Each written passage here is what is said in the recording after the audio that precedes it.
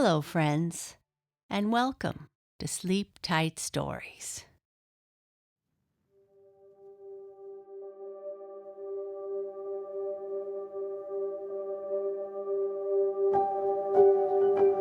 This episode is about something that lots of little girls think about: mermaids. Have you ever dreamt of becoming a mermaid? I know I have. Hilda's Mermaid. Little Hilda's father was a sailor and went away on long voyages. Hilda lived in a little cottage on the shore and used to spin and knit while her father was away. Some days she would go out in her boat and fish, for Hilda was fond of the water. She had been born and always lived on the shore. When the water was very calm, Hilda would look down into the blue depths and try to see a mermaid. She was very anxious to see one. She had heard her father tell such wonderful stories about them, how they sang and combed their beautiful long hair. One night, when the wind was blowing and the rain was beating hard upon her window, Hilda could hear the horn warning the sailors off the rocks. Hilda lit her father's big lantern and ran down to the shore and hung it on the mast of a wreck which lay there, so the sailors would not run their ships upon it. Little Hilda was not afraid, for she had seen many such storms. When she returned to her cottage, she found the door was unlatched, but thought the wind had blown it open. When she entered, she found a girl with beautiful hair sitting on the floor. Hilda was a little frightened at first, for the girl wore a green dress, and it was wound around her body in the strangest manner. "I saw your light," said the child, and came in. "The wind blew me far up on shore. I should not have come up on a night like this, but a big wave looked so tempting, I thought I would jump on it and have a nice ride. But it was nearer the shore than I thought it, and it landed me right near your door." Oh my! How Hilda's heart beat, for she knew this child must be a mermaid. Then she saw what she had thought was a green dress was really her body and tail curled up on the floor. And it was beautiful as the lamp fell upon it and made it glisten. "Will you have some of my supper?" asked Hilda, for she wanted to be hospitable, although she had not the least idea what mermaids ate. "Thank you," answered the mermaid. "I am not very hungry, but if you could give me a seaweed sandwich, I should like it."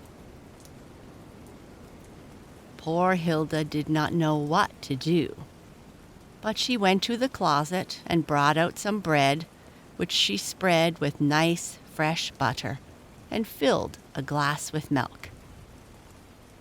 She told her she was sorry, but she did not have any seaweed sandwiches, but she hoped she would like what she had prepared.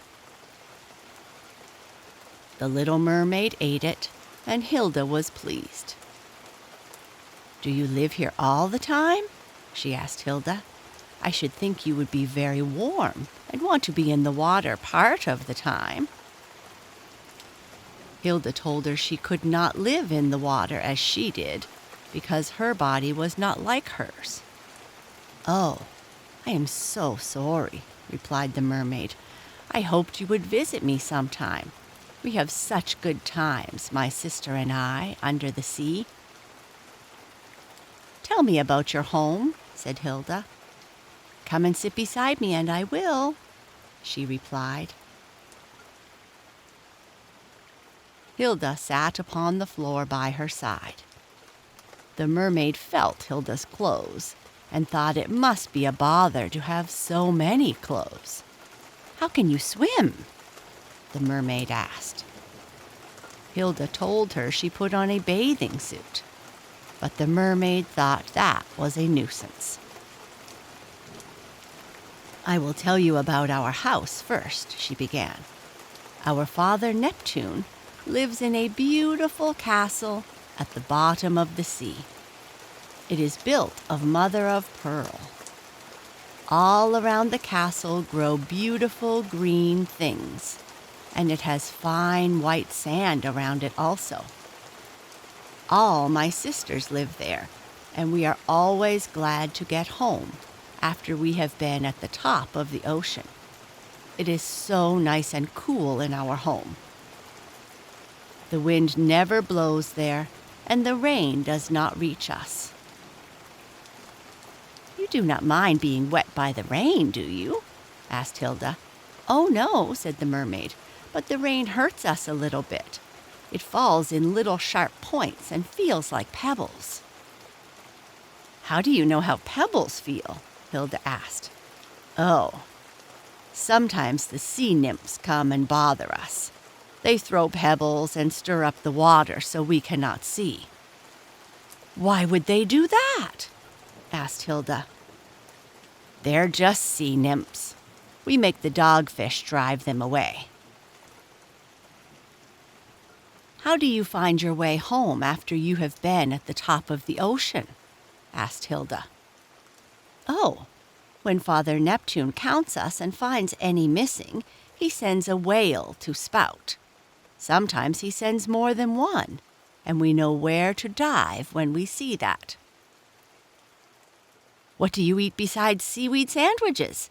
asked Hilda. "Fish eggs and very little fish," answered the mermaid. "When we have a party, we have cake." Hilda opened her eyes.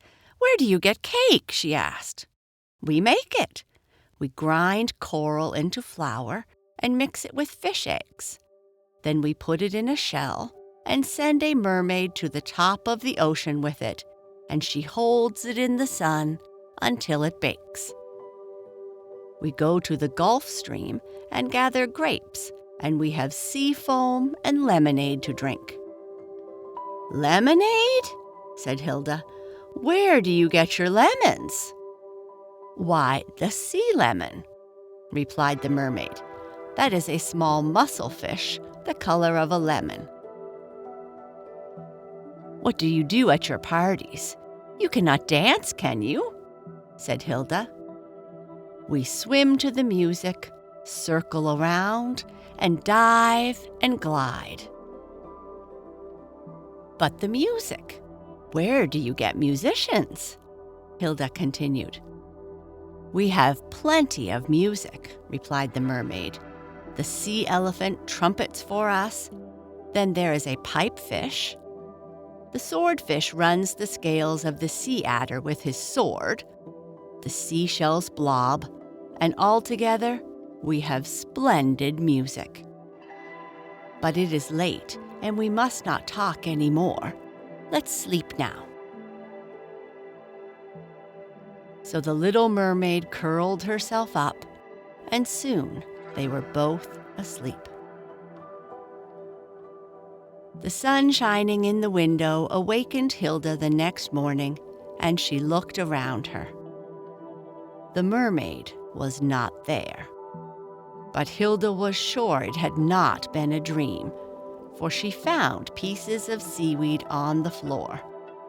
And every time she goes out in her boat, she looks for her friend.